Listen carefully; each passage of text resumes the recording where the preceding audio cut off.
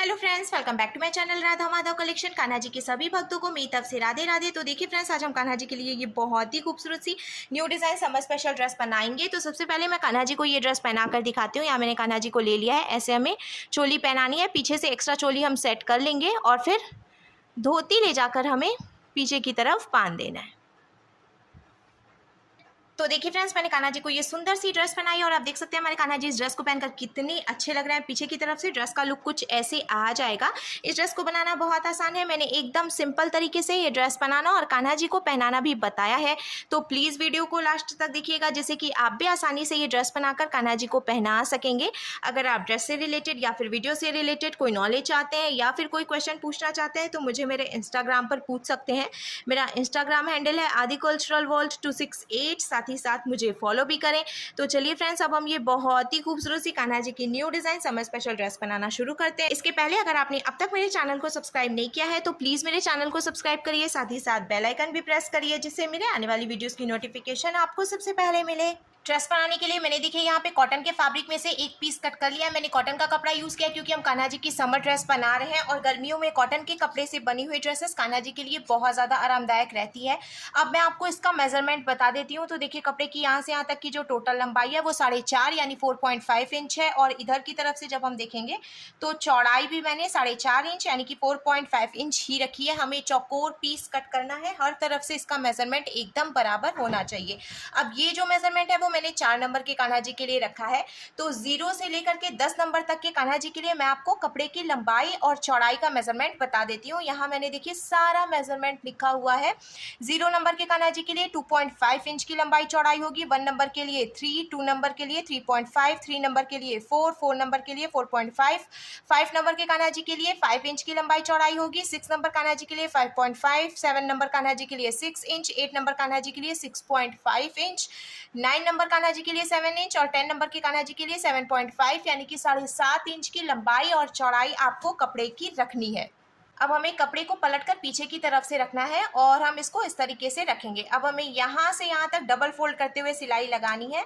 तो हम एक बार फोल्ड करेंगे, फिर एक बार और फोल्ड करेंगे। ऐसे डबल फोल्ड करते हुए यहाँ से यहाँ तक सिलाई लगाएंगे। ऊपर के 2 तरफ से हमें वैसे ही छोड़ देना है।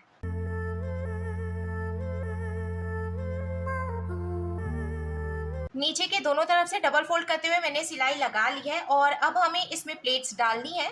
तो ऐसे देखिए, हम यहाँ ऊपर की तरफ कॉर्नर से मेज़र करेंगे और 1.5 इंच यानी कि 1.5 इंच पे मार्किंग करेंगे। सेम ऐसे ही इधर की तरफ से भी हमें मेज़र करना है और 1.5 इंच यानी कि 1.5 इंच पे मार्किंग करनी है। अब ये जो हमने मार्किंग की है, यहीं से हम कपड़े को फोल्ड करेंगे और ऐसे सेंटर में ला के रखेंगे। फिर देखिए, यहाँ पे कपड़ा अभी बचा हुआ है तो एक प्लेट और हम डालेंगे। फिर से हम कपड़े को फोल्ड करके और ऐसे जो हमने पहली प्लेट डाली है उसके पास रखेंगे। अब हमें इधर से सिलाई लगाकर इसको लॉक करना है, नहीं तो ये खुल सकता है।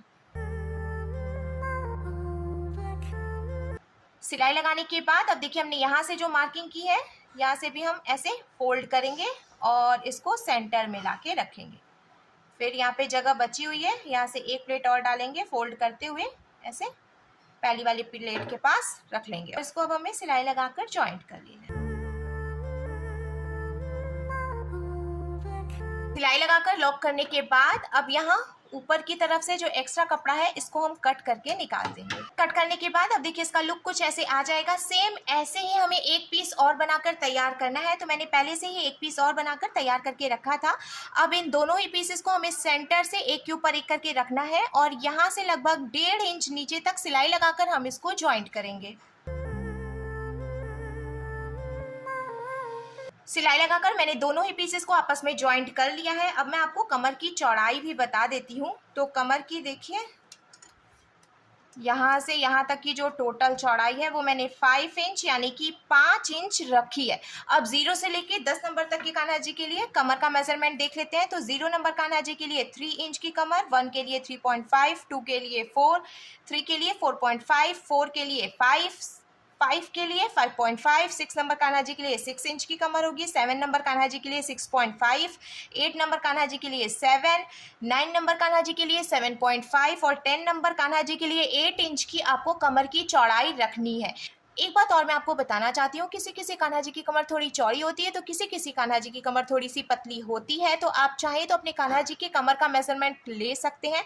जो भी साइज आता है उसके हिसाब से आप कमर की चौड़ाई कम या ज़्यादा भी कर सकते हैं। तो अब हम कमर पे बेल्ट लगाएंगे। मैंने यहाँ पे कॉटन के फैब्रिक से ही एक पीस कट कर करके रखा है और इसकी जो चौड़ाई है वो मैंने 6 इंच यानी कि 6 इंच रखी है। हमें इस बात का ध्यान रखना है, जितनी हम कमर की टोटल चौड़ाई रखेंगे उससे 1 इंच ज़्यादा चौड़ाई हमें बेल्ट की रखनी है। तो कमर की चौड़ाई मैंने 5 इंच रखी थी, इसीलिए जो बेल्ट कट किया है उसकी चौड़ाई मैंने 6 इंच रखी है। अब हमें दोनों तरफ से फोल्ड करना है एक एक बार। तो जब हम फोल्ड करेंगे ना तो जो एक्स्ट्रा कपड़ा है 1 इंच का वो एडजस्ट हो जाएगा। अब हमें कमर पर रखते हुए सिलाई लगाकर इसको जॉइंट कर लेना है। सिलाई लगाकर बेल्ट जॉइंट करने के बाद अब हमें बेल्ट को ऐसे ऊपर की तरफ फोल्ड करना है और धोती को पलटकर हम पीछे से रख लेंगे। मैंने यहाँ पे गोल्डन कलर की रेडीमेड डोरी में से एक पीस कट किया है, आप खुद से डोरी बनाकर भी लगा सकते हैं। अब बेल्ट को हमें एकदम पतला सा ऊपर से फोल्ड करना है और डोरी देखिए मैंने यहाँ सेंटर में रखी है। फिर हम एक बार और इसको फोल्ड करेंगे। डोरी को हमें यहाँ ऊपर की तरफ रखना है और सिलाई हम एकदम नीचे से लगाएंगे, क्योंकि अगर डोरी नीचे होगी या हम सिलाई ऊपर से लगाएंगे तो डोरी भी जॉइंट हो जाएगी, इधर उधर खिसकेगी नहीं और कान्हा जी की ड्रेस खराब हो जाएगी। तो हमें इस बात का ध्यान रखना है कि डोरी जॉइंट नहीं होनी चाहिए।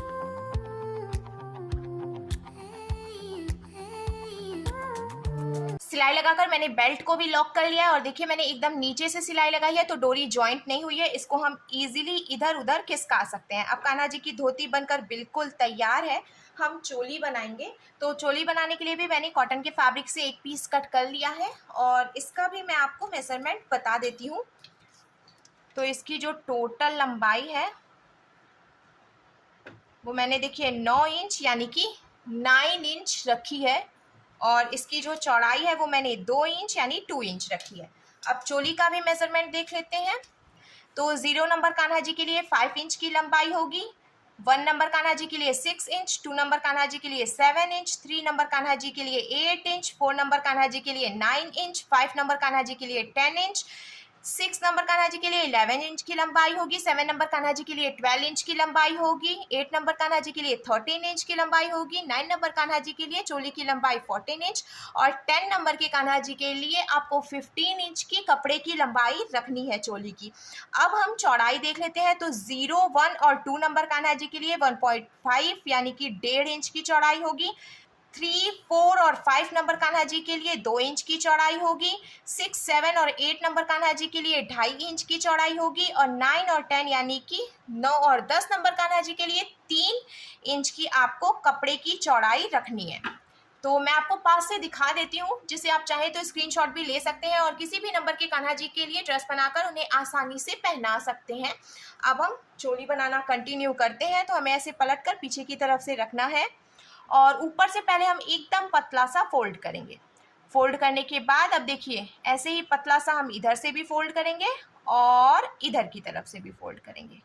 तो 3 तरफ से मैंने पतला पतला सा फोल्ड किया है। अब हमें सेंटर से भी इसको फोल्ड करके एक के ऊपर एक करते हुए ऐसे रखना है और इस पे सिलाई लगानी है।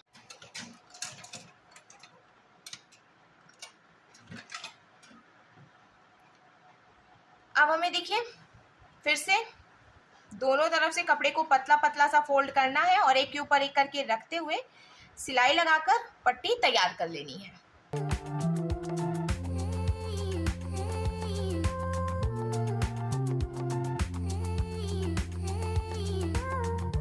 सिलाई लगाकर मैंने देखिए ये पट्टी तैयार कर ली और आप देख सकते हैं ऊपर और नीचे दोनों तरफ से मैंने इसको फोल्ड करके सिलाई लगाई है। अब हम ऐसे बीच में से फोल्ड करके और इसको कट कर लेंगे। कट करके 2 पीस में हमें डिवाइड करना है। फिर देखिए ऐसे करके हम इसको रखेंगे एक के ऊपर एक करते हुए और मैंने धोती ले ली है। धोती पे हमें एकदम बीचों बीच में ऐसे चोली को रखना है। इस बात का हम ध्यान रखेंगे, थोड़ा सा नीचे करते हुए हमें फिर चोली को रखना है, जिससे कि जब हम इसमें सिलाई लगाएं ना तो डोरी जॉइंट ना हो।